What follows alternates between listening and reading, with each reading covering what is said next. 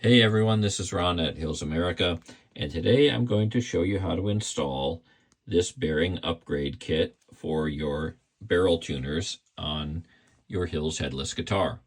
So these bearings will fit any HN3, HN4, HN5, HN6, or HN7 guitar, as well as the HZ7 7-string.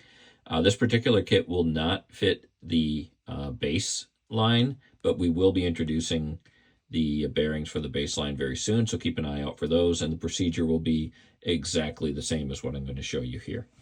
So to get started, let me first show you what the parts of this kit are. So if you have a 6-string, you're going to receive 6 sets of bearings. So a set includes the 2 outside washers or housings, and you can see that one side has a recess in it and the other side is flat. If you look at the other side, you'll see it's flat. So you always want to put the recessed side toward the bearing itself, because you can see the bearing, the part that's kind of gold colored here. If we zoom in on that, you can see that that bearing has small ball bearings in it, and those ball bearings ride inside of that housing. Now, it is completely optional whether you use all 3 of these pieces or just install the gold piece with the bearings. Because of the design of our system, you can actually get away with just installing that gold piece if you want. It kind of depends. You can try it both ways and see what you like better, but you might find that you prefer to just install this piece, because it takes, when you put all 3 pieces in there, it adds about 3.5 millimeters to that length, which means that you do lose a little bit of tuning adjustability when you install that. So to minimize that, you could get away with just installing the center bearing. So let me show you how the install works. So this is on an HN3, but it will be the same if you have one of our tremolo bridge models. The procedure is exactly the same. What you're going to do is take one of these tuners, and I'm turning it counterclockwise, and just continue to turn it counterclockwise until it comes all the way out. And you'll see it'll get a little bit stiff there at the end. It's supposed to do that. Just keep on turning when it gets stiff. And if you keep turning, you'll see that eventually that whole thing comes out. Now you can see, if you look on here, there's a small washer on here. We're going to take that washer off.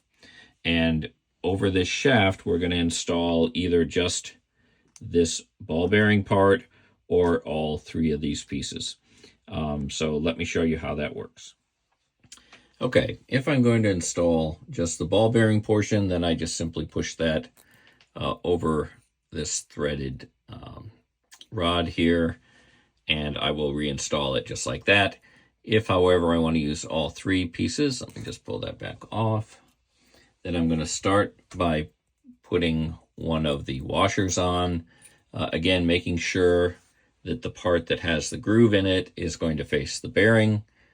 Then install the ball bearing and finish with the other washer, again making sure that that groove side is facing the bearing part, so it should look like this when it's ready to go back in.